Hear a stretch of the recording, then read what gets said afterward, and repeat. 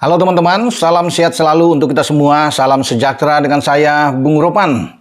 Dan masih seputar tentang kontroversi yang terjadi dengan kepemimpinan wasit Nasrullah Kabirov asal Tajikistan ketika Indonesia bertarung melawan Qatar dalam pertandingan pertama 15 April yang lalu di Stadion Jasim bin Hamad dengan keputusan-keputusan yang membuat official kita atau pengurus PSSI dalam hal ini Pak Erick Thohir itu harus mengambil langkah memprotes, mengirim surat ke AFC untuk kepemimpinan Kabirov yang dianggap memang banyak merugikan kita. Karena kita tahu pasti teman-teman bagaimana kita mendapatkan penalti ketika Ridho dianggap menyikut untuk menjatuhkan Mehdi, pemain Qatar.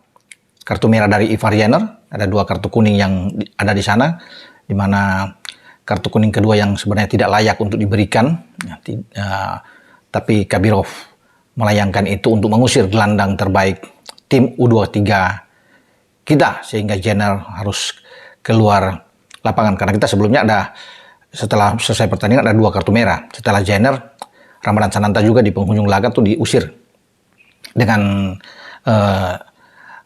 langsung kartu merah, ya. Sehingga ini banyak yang mempertanyakan setelah surat protes dilayangkan, apakah ini akan mempan, ya? Apakah ini bagi AFC akan langsung menjatuhkan sanksi terhadap Kabirov? Saya pikir tidak, ya. Karena setelah melihat dalam regulasi yang ada di ayat 55 di regulasi AFC, itu setiap peserta yang ikut turnamen ya di U23 ini tidak boleh untuk memprotes ya keputusan-keputusan yang sudah dilakukan oleh wasit di lapangan pertandingan. Nah, kita sudah melanjutkan protes. Boleh melakukan protes, tapi itu ada aturannya. Memang pertama harus dilayangkan dulu ke match commissioner yang bertugas pada pertandingan Qatar lawan Indonesia U23 kemarin. Itu suratnya harus ke situ.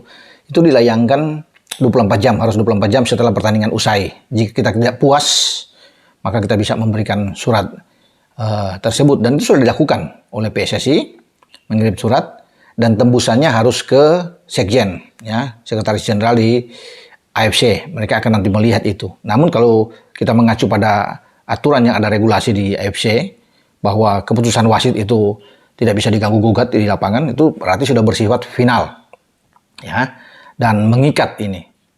Untuk banding pun tidak bisa. Itu dalam ada regulasi. Nah, kita tidak main-main untuk mengirim surat. Itu bukan serta-merta langsung kirim aja, tidak ada embel-embel di depan, harus ada. Paling tidak $500 kita harus sertakan di dalam pengajuan surat protes itu. Ya, kalau di kurs mungkin berapa ya? 8 juta lebih ya, 8,1, 8,2 lah, sekitar situ ya. Dan uang itu tidak bisa dikembalikan ketika kita mengirim surat dan ada jaminan uang, ya.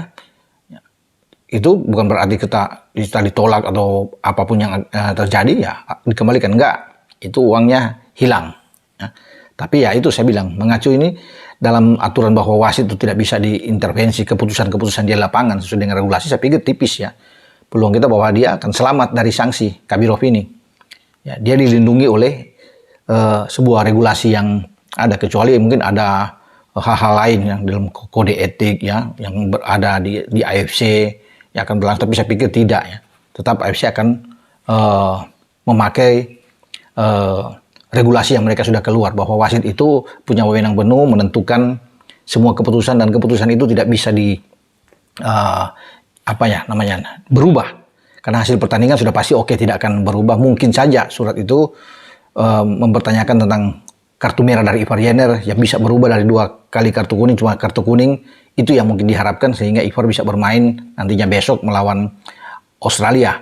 Tapi itu pun saya pikir sulit ya, karena apa yang sudah dilakukan, seperti kalau melihat dari yang ada ya tidak akan berubah sama sekali ya. Jadi agak mubasir memang ya kita melayangkan surat, karena Kabirov tetap akan berada di lapangan.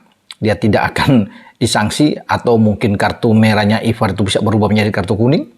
Ya kita tidak tahu, tapi memang tipis peluang ke sana. Nah, kalau bicara dengan Kabirov ini ya memang dia selalu menguntungkan Qatar. Kalau kita bisa melihat kepemimpinan dia terhadap Qatar, itu pernah terjadi kalau nggak salah di bulan November ya, tahun lalu 2023, dia juga yang memimpin pertandingan antara Qatar menghadapi Afghanistan di kualifikasi pra Piala Dunia 2026 yang nantinya Piala Dunia berlangsung di Amerika, Meksiko, dan Kanada. Nah, dia memimpin pertandingan.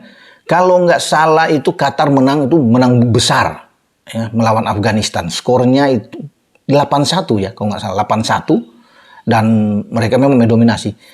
Ya. Nasrullah Kabirov ini ditunjuk sebagai pengadil lapangan dan dia memberikan 3 kali penalti. Ya, mungkin di gol ke-5, 6, ya. Tidak tahu, pokoknya ada beruntun penalti itu sampai gol ke-7 terhadap Afghanistan.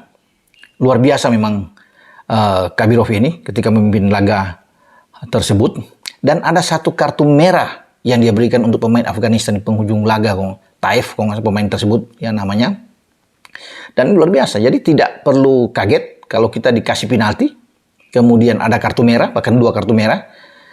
Karena itu dia, kalau kita melihat ya masa lalu, di tahun lalu dia bisa memimpin Qatar, dan pasti selalu dia akan menguntungkan Qatar untuk Kabirov. Makanya kemarin dia dipimpin. Karena pertandingan pertama melawan Indonesia itu sangat penting untuk tuan rumah Qatar. Kalau mereka sampai tidak bisa menang, ya target mereka untuk menjadi juara, untuk mengawinkan gelar tim senior mereka juara pada pagelaran kemarin ya di bulan Januari.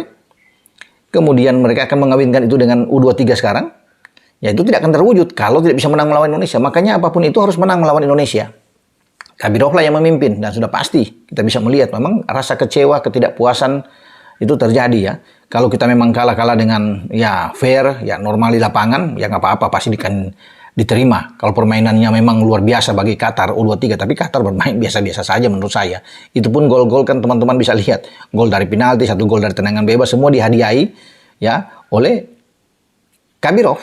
Ya, di samping juga ada peran dari VAR yang bisa mengubah keadaan, ya itu yang kita bisa lihat. Nah, kalau bicara dengan regulasi yang ada di AFC untuk tidak boleh mengintervensi ataupun tidak bisa dirubah semua keputusan-keputusan wasit di lapangan, ya itu sudah mengikat final, bahkan tidak boleh banding. Juga ada dalam aturan di VAR tidak bisa diintervensi juga, tidak bisa menyalahkan juga VAR. Itu sudah dilindungi oleh regulasi di AFC. Jadi kita tidak bisa kemudian memveto atau memprotes tentang hasil-hasil apapun yang dilakukan oleh VAR di lapangan. Karena kan itu ada beberapa poin di VAR itu yang bisa berlaku ya. Pengecekan untuk gol atau tidaknya gol itu kan VAR yang punya, penalti atau tidaknya. Seperti kemarin Ridho itu.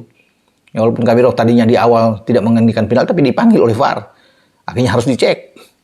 Ya untuk penalti atau tidak, offside ini atau tidak. Ya. Kemudian kartu merah, red card ini perlu atau tidak dengan kartu merah, semua akan ditinjau di sini di dalam beberapa aspek yang ada untuk VAR. Nah, ini VAR tidak bisa juga kita masuk untuk memprotes. Memang sudah diprotek sedemikian rupa oleh AFC dengan segala aturannya. Makanya jangan kaget juga kalau Kabirov nanti akan ditunjuk lagi untuk memimpin pertandingan. Semoga dia tidak akan memimpin pertandingan Indonesia di pertandingan-pertandingan berikutnya. Ya, kalau kita bisa bermain dengan Australia, dengan Jordania, ataupun kalau kita lolos ke babak selanjutnya. Saya pikir nggak, berpegang pada pengalaman ini pasti AFC, dengan apalagi ada surat itu, walaupun surat itu tidak akan membuat dia kena sanksi, dia akan lolos, ya. Tapi dia tidak akan ditugaskan lagi untuk kedua kali memimpin Indonesia di turnamen yang sama, karena banyak wasit juga yang dipilih oleh AFC, karena AFC pasti tahu, apalagi serangan-serangan yang dibuat oleh para netizen penggemar sepak bola Indonesia terhadap AFC, terhadap Qatar juga, apalagi dengan di IG-nya Kabirov, pasti sudah tahu ya. Dan ini betul-betul memukul bagi AFC ya. Tapi ya oke lah, kita berhak sebagai tim yang dirugikan untuk melayangkan surat, tapi surat itu tidak akan banyak berpengaruh saya pikir untuk keberadaan Kabirov di lapangan. Dia akan tenang-tenang saja kalau memang mengacu di pasal yang 55 itu ya, ayat 55 itu yang mengatakan bahwa tidak boleh sama sekali mengganggu semua keputusan Kabirov di lapangan yang mengikat itu final. Oke teman-teman, sampai di sini saya berbicara ya. Yang penting bagi kita sekarang sudah lupakan dulu sementara untuk pertandingan kemarin. Kita sekarang fokus melawan Australia, ya, dan semoga kita bisa mendapatkan hasil yang baik ya, dalam pertandingan nanti, karena itu kita butuh. Masih ada 2 pertandingan ke depan, ya, harus semangat ya untuk Rizky Ridho dan kawan-kawan menatap 2 laga terakhir kita di grup A. Dengan saya Bung Ropan, ciao.